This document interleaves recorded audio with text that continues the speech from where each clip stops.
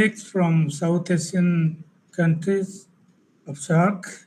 Today, I am here to present fundamentals of agricultural meteorology under SAFAM platform. This is in continuation of Professor B.V. Ramana Rao's talk discuss about the fundamentals. I'll discuss in some pictorial form and through our presentations.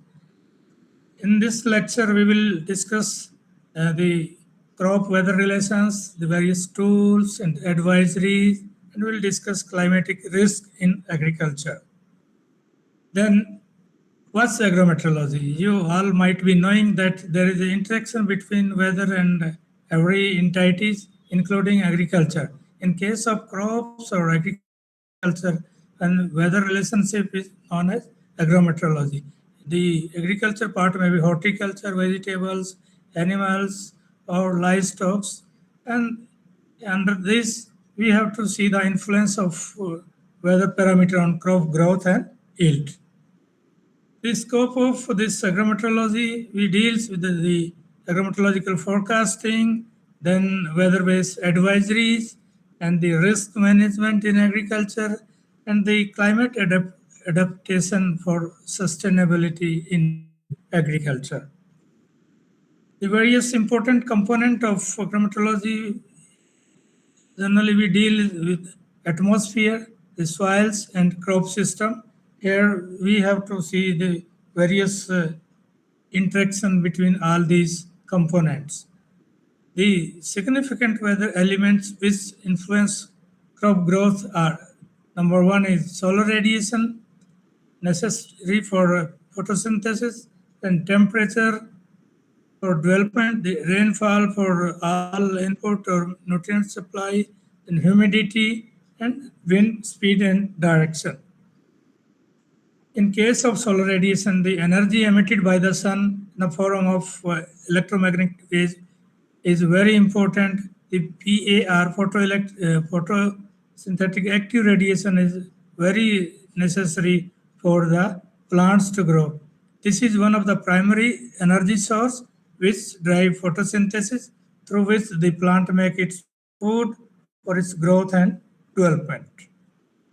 The radiation use efficiency, when the amount of radiation is utilized for creating Singh, then we call it radiation use efficiency, which is affected by environmental parameter with temperature, water availability, nutrient supply, carbon dioxide concentration, and air pollution. While the crop factor remains in this radiation use efficiency important are species and variety of a crop, the leaf area index of the plant crop, the canopy structure, the architecture, and the growth stage of the crop also influence its efficiencies. The photosynthesis is being controlled by the light, the availability of light, the carbon dioxide present, the temperature, and the water. Where in case of saline condition, the photosynthesis or growth or eclorosis may be the plants, but in case of high radiations, we have some photosynthetic affected in detrimental way. The respiration is also there in this crop growth and development, which is a biochemical process by which plants convert stored food into energy for growth, maintenance, and metabolic activity.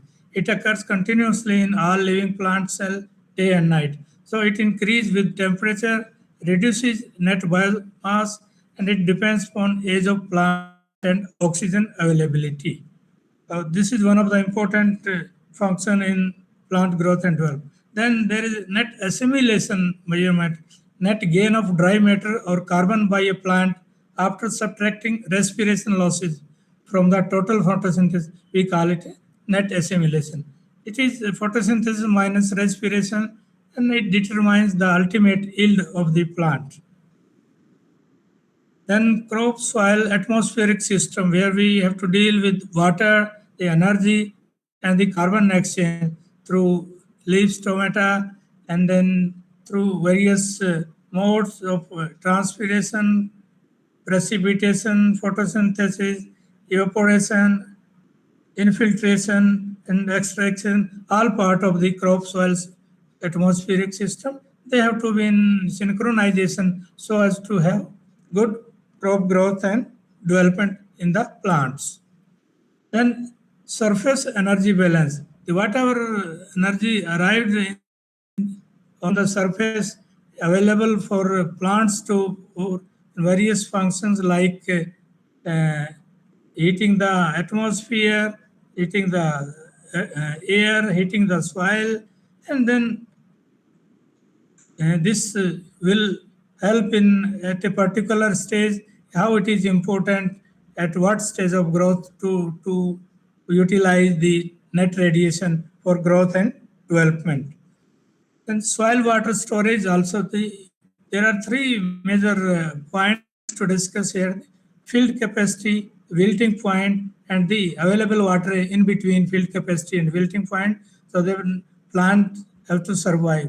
The available of water should be beyond these within these limits so that the nutrients may circulate or may be supplied to may be available to the plants when water is available in available form for the plants.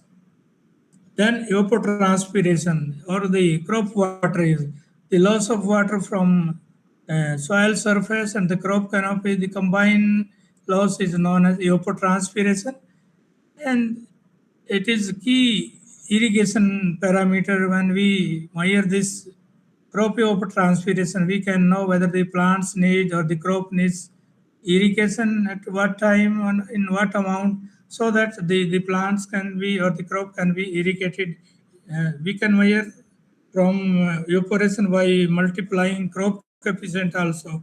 The crop coefficient for evapotranspiration measurement is different for different crops at even for different stages also. For these are very crucial parameter for irrigation management, generally utilized by uh, agronomists and agrometeorologists. Then water production function. It describes the relationship between crop yield and the amount of water used by the crop. It shows how changes in the water supply or evapotranspiration affect crop yield. Yield response to water use or yield versus water use, we term it as a water production function. And in this graphical presentation, it is in a depicted in holistic way, and where we can estimate the production function. Then crop weather calendars, very important uh, for timing of any operation in the field, and depending upon the crop stage and the standard meteorological week, so that we can plan like in a human being or in office what we have calendar. So we have if realistic crop calendar, then we do the all exercise depending upon the weather and the crop growth stages and the input needed, so that we can have the ultimate good crop growth and final yield. The main component for this crop calendar are the time scale, means we have at different meteorological standard weeks and crop growth stages, various stages in particular crop, then weather elements, and then farm operations needed under these conditions. Then the all this representation in a calendar is termed as crop growth calendars.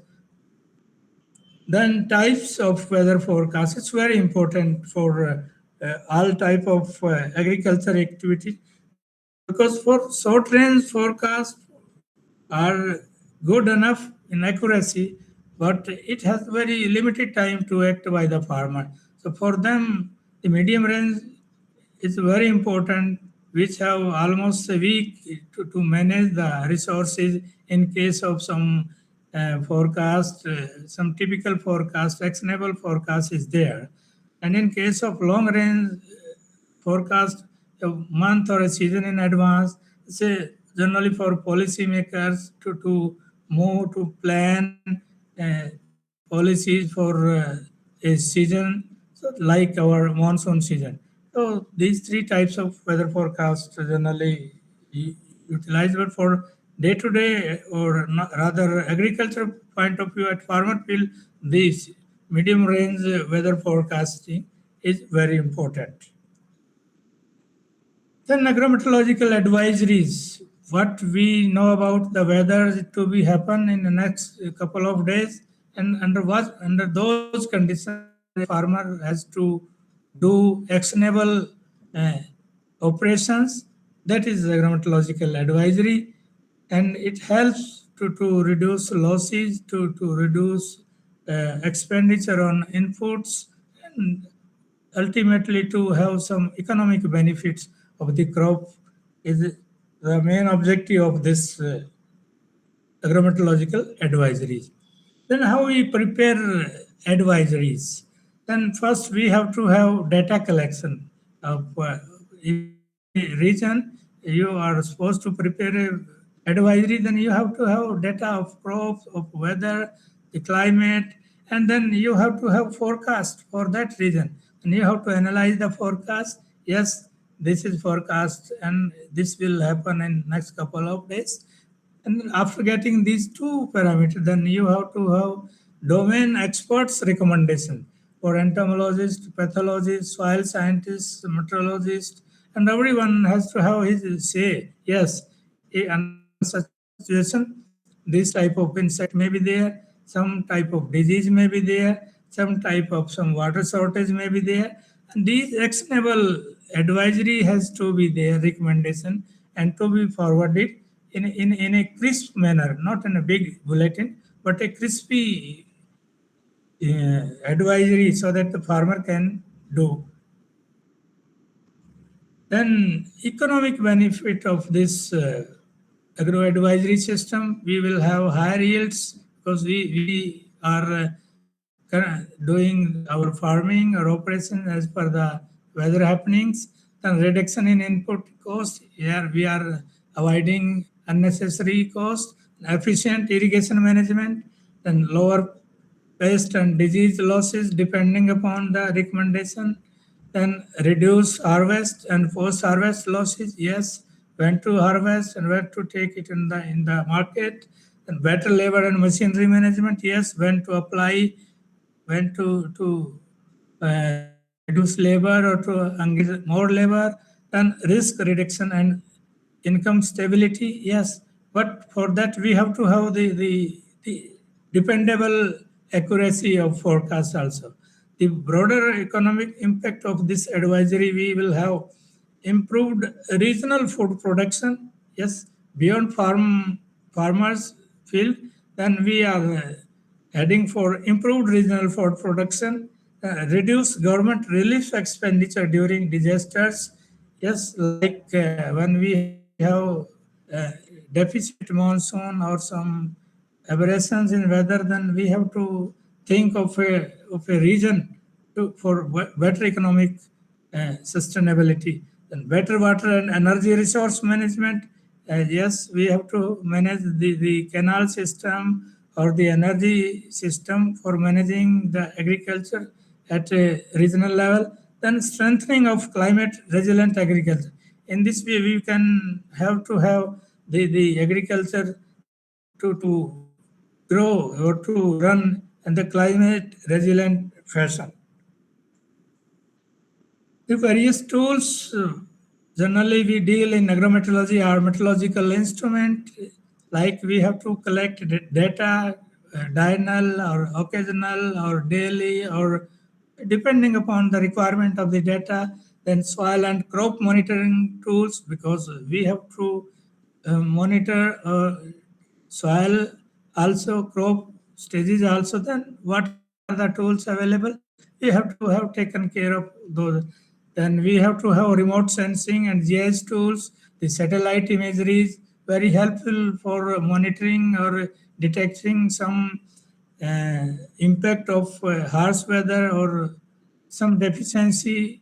Then AWS automatic weather station, and then crop models. And we use these tools for agrometeorological studies in broader way. Then how we use remote sensing? We monitor crop health using remote sensing techniques. We detect soil moisture or monitor soil moisture, whether it's a deficit or in plenty or it's under normal condition. Then you can see through these images about the rainfall, the soil moisture availability, and the crop health using remote sensing techniques.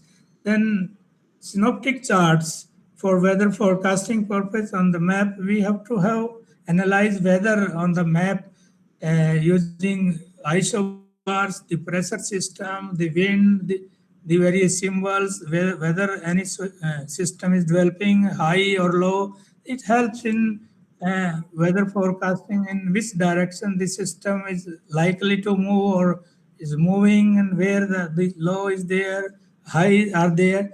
So these are very helpful for forecasters, these synoptic charts. Then synoptic analysis, on the basis of this analysis, we conclude that this region is likely to have some cyclonic development or some fair weather or some high winds or pressure. So it's very important to analyze all synoptic conditions for the region's uh, uh, weather situation. Then drought is very important for agriculture or for every activity on the earth.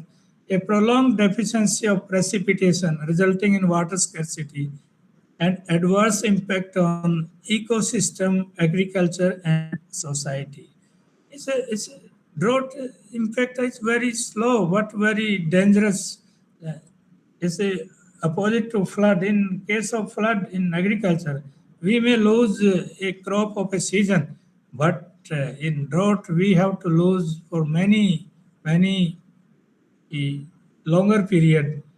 The key points we discuss in drought are: one, precipitation is significantly below normal for a region for a longer period. It leads to deficit soil moisture, reduced stream flow, falling groundwater levels, and crop stresses. It is a slow onset natural hazard, unlike flood or storms. As I am telling about the flood, in case of flood, we lose only one season when flood is there. But after, it may help the recharging of soil resources, and we will get good water for next 5 to 6 or couple of years, just like recharging, and we will get a good amount of ground water for our other agricultural activity in years to come. The types of drought depending upon the situation. First is meteorological drought, when deficit rainfall is comparatively low to long-term average in the region. Agriculture drought occur when soil moisture is insufficient for crop growth, and the agriculture or the crops are unable to survive. Then that is agriculture drought. In case of hydrological drought, the reduced water level in rivers, reservoirs, and groundwater. That is hydrological drought. And then socioeconomic drought, when water shortage affects supply of goods and services such as food, power, and drinking water. These uh, four type of drought we generally discuss.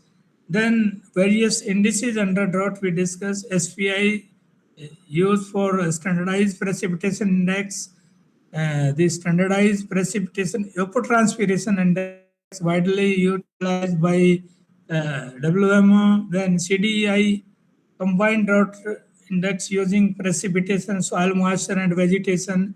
Then PDSI, the Palmer Drought Severity Index, using temperature and precipitation.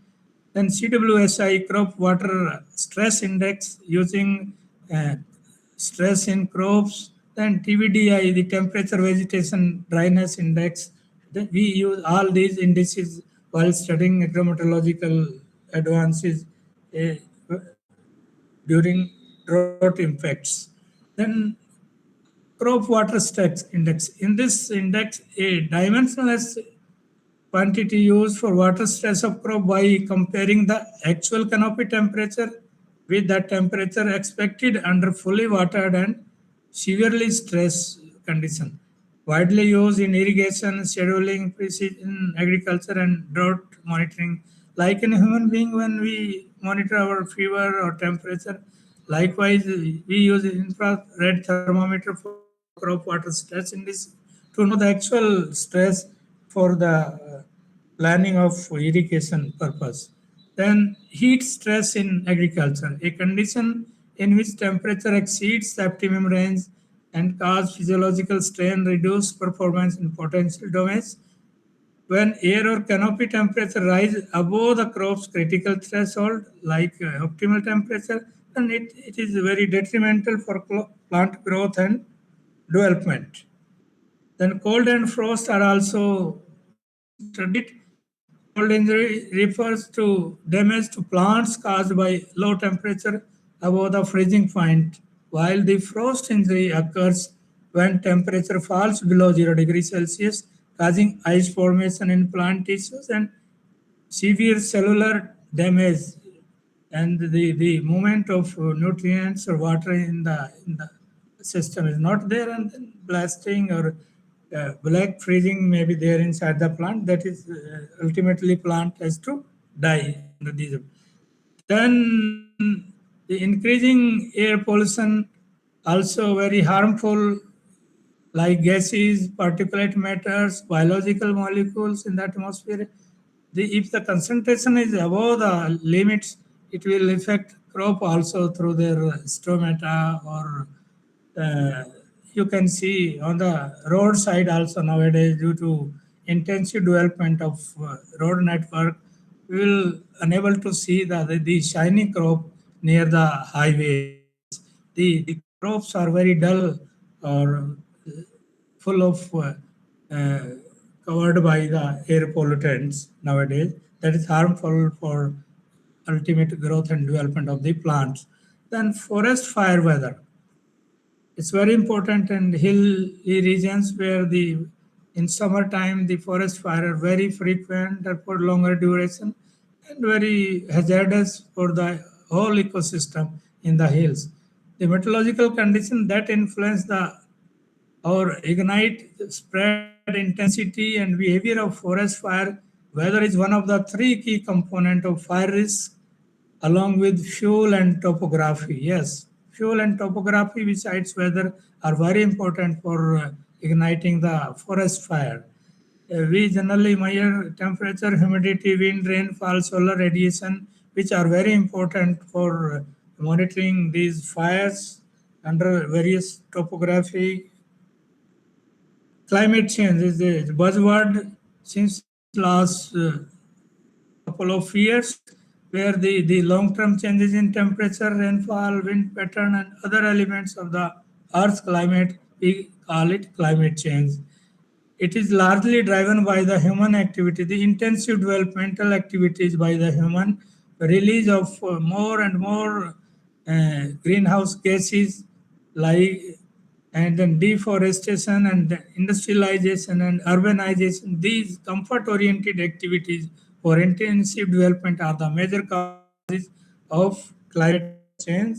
It is then various gases, greenhouse gases, we study in the agrometeorology, where the carbon dioxide, methane, nitrous oxide, water vapor, ozone, then fluorinated gases, their chemical formula, the main source from agriculture or from burning fossil fuel or from livestock. So depending upon on the source, the concentration of gas is there, and then relative importance for how many years or how it dissipate or it is still there and how it is dangerous. So we all uh, monitor and study under agrometeorologicals in advances. In global temperature, as you know, temperature is increasing. There is no doubt about the average temperature has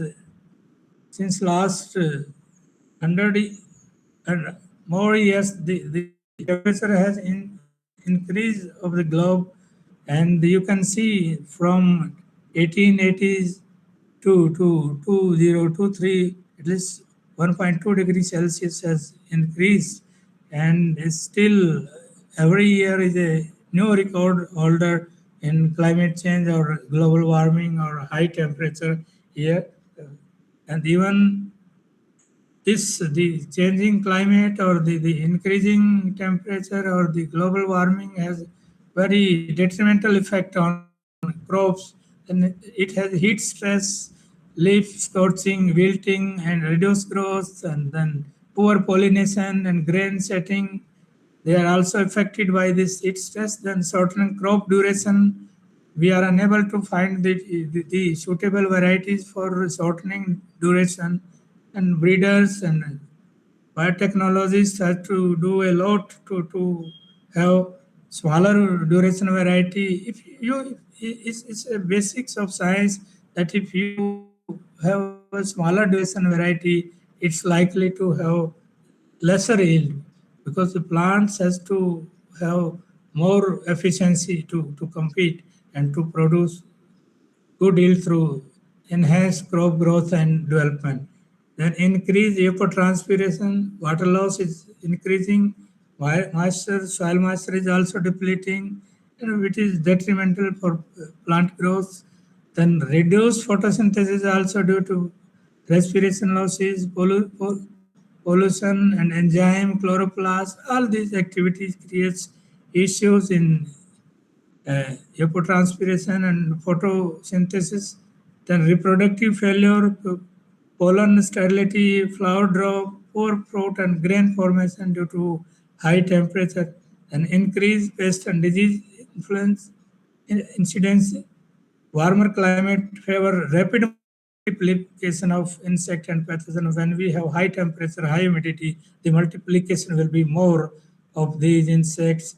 Expansion of pest range into new areas from tropics to temperate region or some other non having insect to have another very new arrival of insect under these situations. Adaptation strategies, how we can survive, what we have to adapt under these circumstances. Heat tolerant crop varieties, another big issue to develop these variety.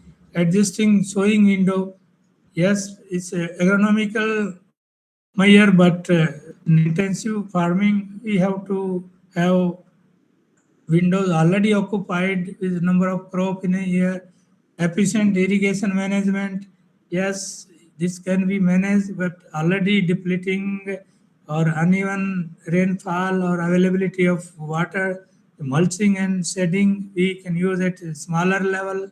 Then climate smart agriculture practice, for that we have to have conservation agriculture. We have to restore or reserve our soils or natural resources, and climate resilient crop varieties like heat tolerant and efficient water management. Yes, similar to efficient irrigation management. Crop diversification, yes, but it depends upon the market of the new crop to be taken by the farmer, whether it is safe to grow a new crop in a region. Then agroforestry, integrated nutrients management, integrated pest management, weather-based agreement advisories, and protected cultivation, and livestock and farm system approach. These are some climate smart agriculture practices, which is more or less are prevalent, but major issue remains the same: the climate change. The every year we have to think of this.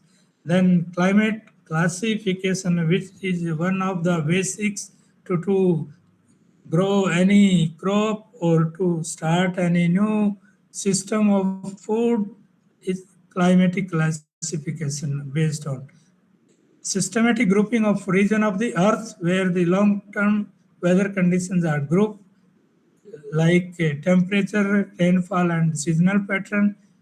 This classification was done by the most important classification was done by Köppen, climate classification by Vladimir Köppen, and the another by Thornthwaite climate classification based on water balance and PET, potentially of transport.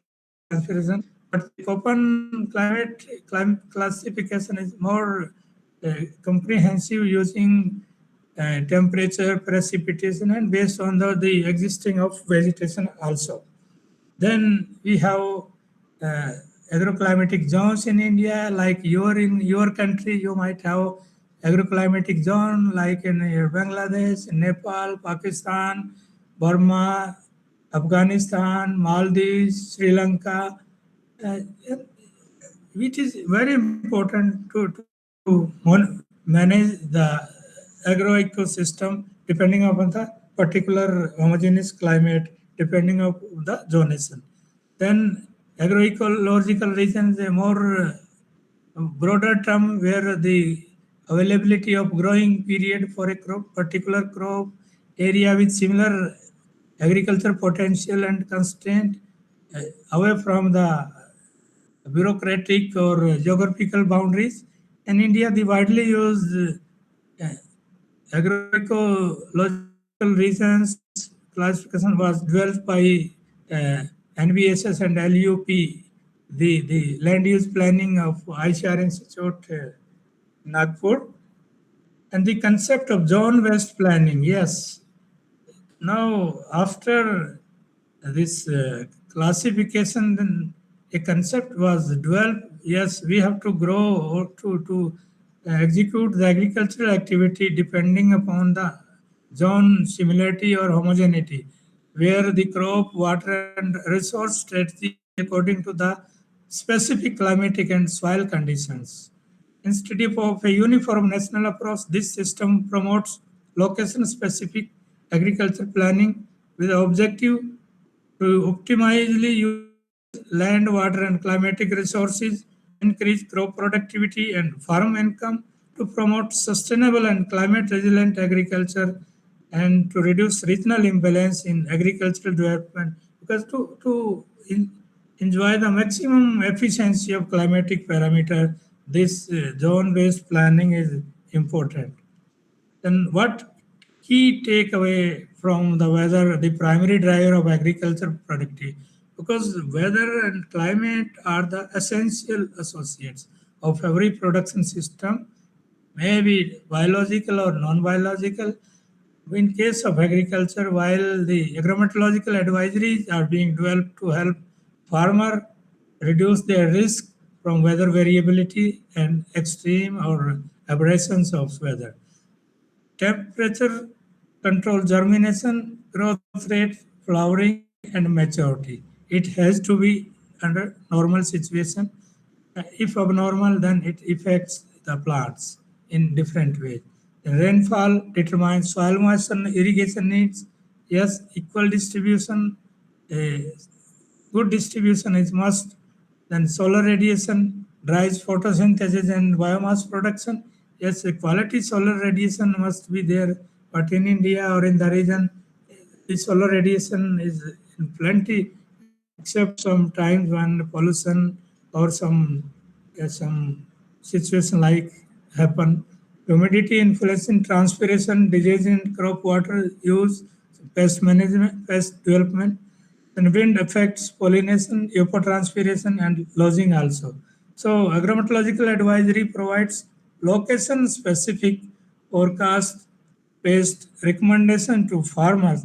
It helps in major farm actions like optimum sowing dates, irrigation scheduling, fertilizer application timings, pest and disease management, harvesting and storage decisions. So with this, we conclude this our discussion on fundamentals of grammatology.